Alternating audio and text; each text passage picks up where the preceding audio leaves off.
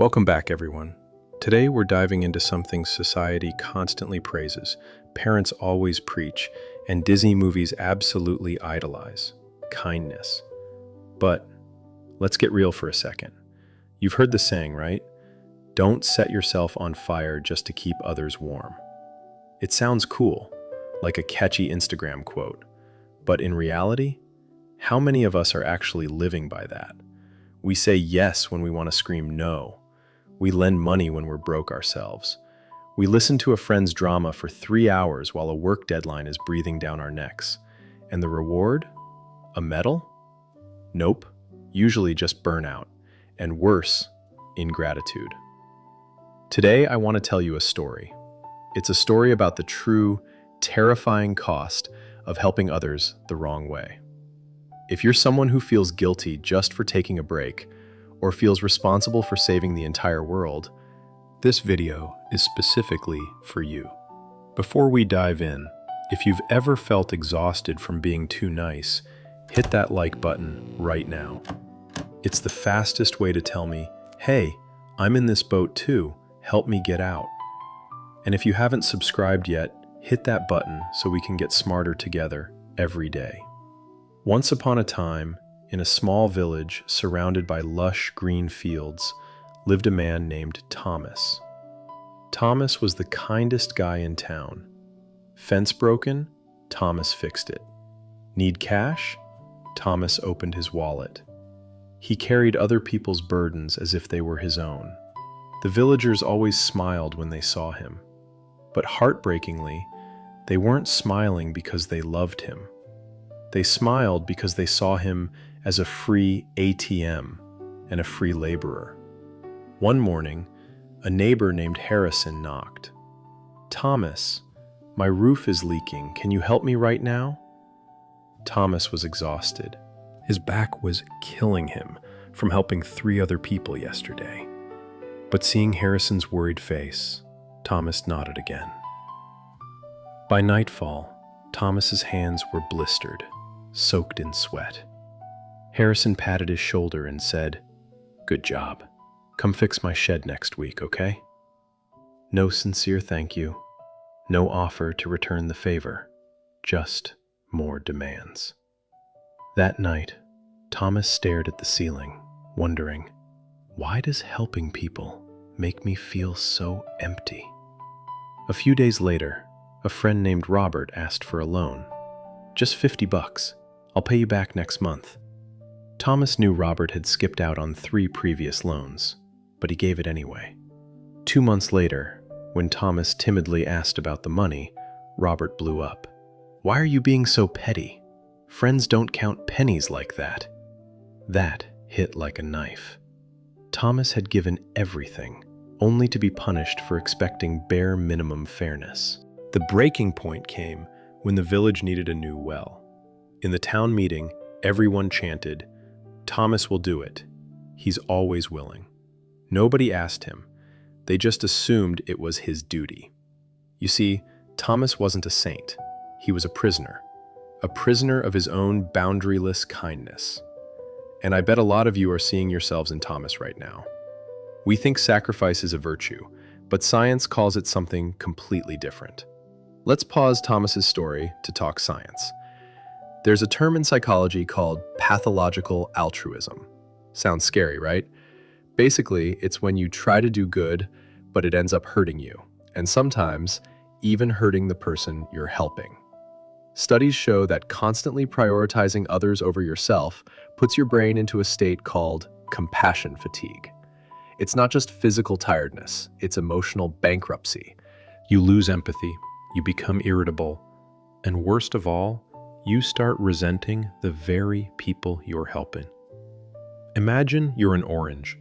This is a great analogy from Dr. Wayne Dyer. If I squeeze this orange, what comes out? Orange juice, right? It can't be apple juice or grapefruit juice. Why? Because that's what's inside. Similarly, when life squeezes you, when people make demands, if what's inside you is exhaustion, resentment, and a lack of self-respect, then what spills out will be anger and bitterness. even if you're smiling on the outside saying, "Sure, I'll help." Have you ever felt like that squeezed orange? Like you just helped someone, but inside you wanted to scream? Comment "me" down below. Don't be shy. We're an honest community here. And what's more dangerous? When you overhelp, you rob others of the chance to grow up. Just like Thomas, he wasn't helping the villagers get stronger. He was turning them into dependent, weak individuals. Back to Thomas. That night, sitting by the river, desperate about having to dig the well alone, an old merchant passed by. He looked at Thomas and said something that changed his life. "You look like a man who gives everything and receives nothing." Thomas laughed bitterly. "I thought being a good person meant I'd be protected." The merchant shook his head. "Kindness without boundaries isn't a virtue. It's self-destruction." The next morning, Harrison knocked again, pushing him about the shed. Thomas took a deep breath. For the first time in his life, he said the word he thought was the most dangerous in the world. "No." Harrison was shocked, his face turning red. "Excuse me?" Thomas stood tall, his voice shaking but firm. "I fixed your roof, your door, your fence. You never thanked me. You never helped me back. I'm tired. Do it yourself." When he slammed the door, his heart pounded like it was going to explode. But his chest felt lighter than ever. Next was Robert wanting money. Thomas said, "No, you haven't paid the old debt. No more loans." Robert got mad, calling him selfish, saying he'd changed. Thomas just smiled. "Yes, I've changed. I'm no longer kind to people who don't respect my kindness." And the miracle? At first, the village was angry. They gossiped. But then, they started doing their own work. Harrison fixed his shed. Robert got a job. And most importantly, when Thomas walked through the village, people didn't look down on him anymore. They looked at him with something new: respect. Even a young man named Daniel approached him. "I need help building a stable. I'll pay you, and I'll work alongside you." That was the first time Thomas experienced fair cooperation. Thomas's story teaches us a lesson no school teaches. You teach people how to treat you. If you lay down like a doormat, don't blame people for stepping on you. In our culture, we often confuse being nice with being kind. Being nice is pleasing others because you're afraid they'll hate you. That's weakness.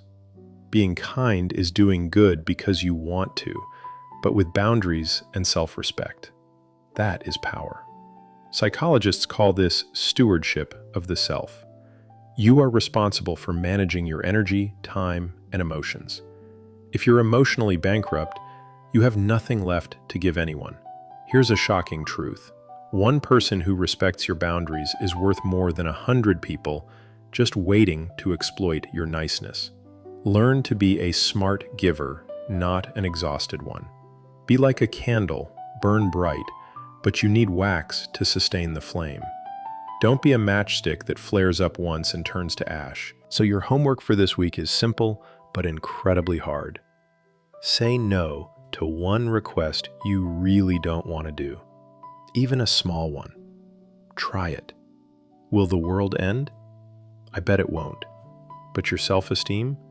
It'll start rebuilding, brick by brick.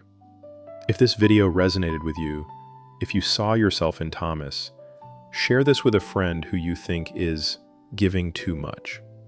Who knows, this might be the sign from the universe they need to change their life.